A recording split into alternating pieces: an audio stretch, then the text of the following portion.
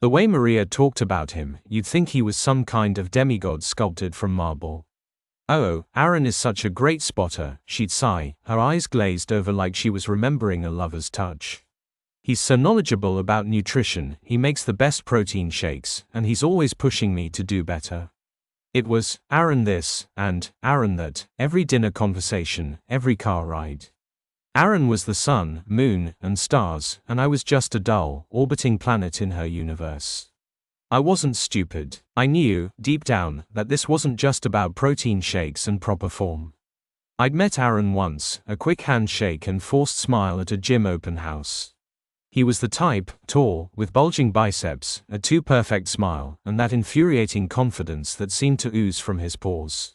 Maria, though, she'd practically vibrated with excitement being near him, her hand lingering on his arm a fraction too long for a simple greeting.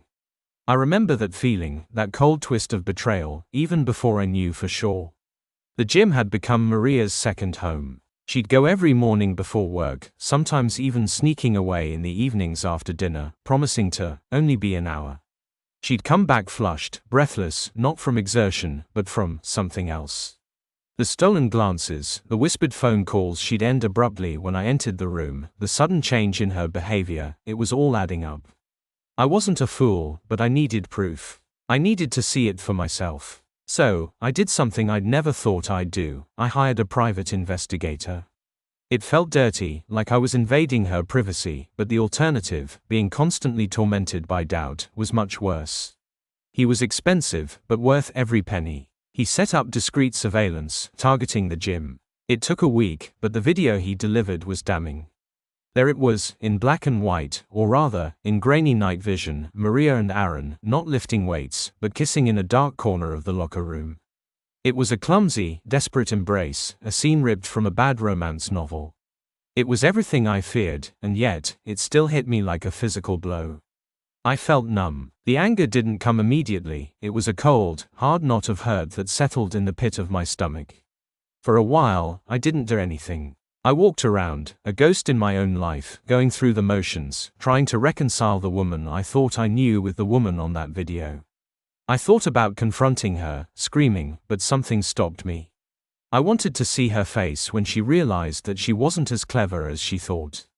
Then I decided, no yelling. No pleading. This wasn't about me anymore, not really. It was about shattering her perfect little world. I wasn't just going to confront her, I was going to dismantle her facade piece by piece. The next morning, as usual, Maria was up before the sun, bouncing with barely contained excitement about her workout.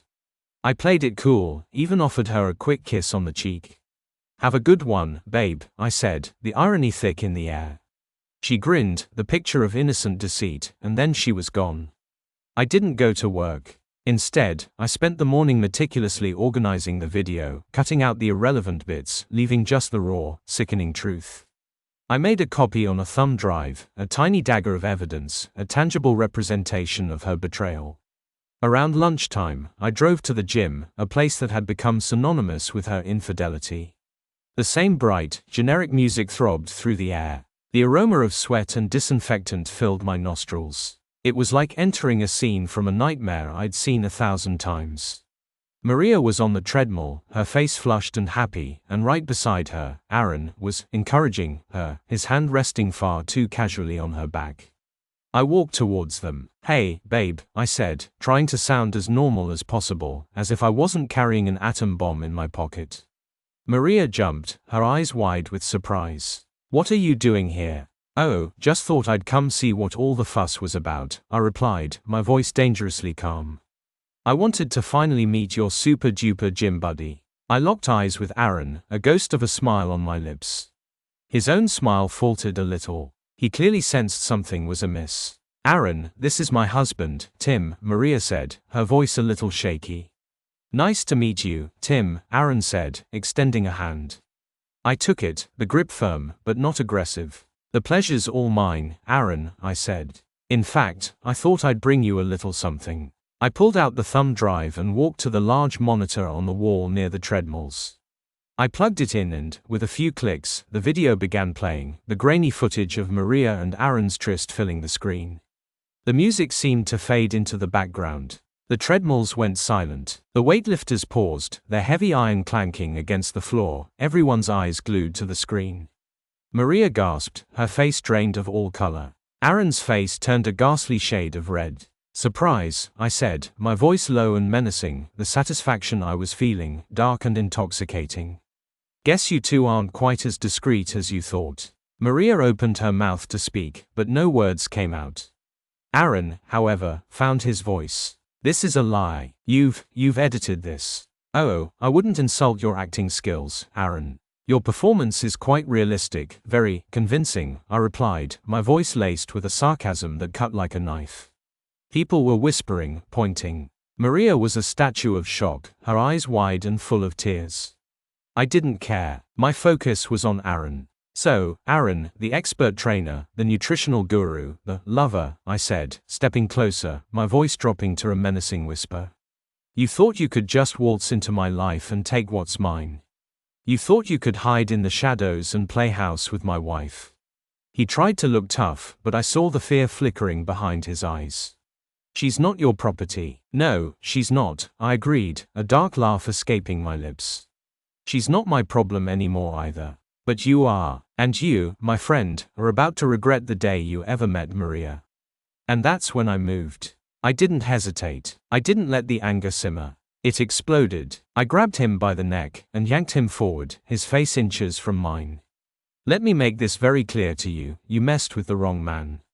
I headbutted him, hard, the force of it sending him stumbling backward. He tried to regain his footing, but I was on him, a whirlwind of pent-up rage. I landed a right hook to his jaw, and he crashed to the ground, the sickening sound of bone on bone echoing through the silent gym. I kicked him in the ribs, not caring about the looks I was getting, not caring about anything other than making him pay. He tried to curl into a fetal position, but I wouldn't let him. Every blow was precise, every punch fueled by the betrayal I'd endured. People were screaming now, pulling at me, trying to get me to stop, but I was lost in the red haze. This wasn't about Maria anymore, it was about him, about the arrogance in his eyes, about the way he thought he could get away with it. Finally, after what felt like an eternity but was probably only a few minutes, I was pulled off him. He lay on the floor, a mess of blood and sweat, whimpering in pain. I stood there, chest heaving, the adrenaline coursing through my veins. I looked over at Maria, her face streaked with tears, the realization of what she had lost crashing down around her. The shame was palpable. Good. She deserved it. I turned and walked away, leaving them both in the wreckage of their own making. I didn't look back. I didn't care about Maria anymore. My revenge was complete. It was raw, it was brutal, and it was exactly what I needed. My marriage might be over, but my sense of justice, at least for now, was satisfied. The next few weeks were a blur of lawyers, paperwork, and the final, quiet dismantling of our life together. Maria tried to reach out, tried to apologize, but her words were meaningless. I didn't want to hear them. The video had shown me all I needed to know. She was no longer the woman I thought I knew, and honestly, I didn't care who she became. I'd moved out, found a new apartment, and started the long and painful process of rebuilding my life. It wasn't easy, but every day got a little better. I finally started to breathe again. The ghost of Maria and Aaron's betrayal still haunted me, but it was fading, growing quieter, replaced by a quiet sense of closure. I had reclaimed myself, and in the end, that was the only revenge that truly mattered.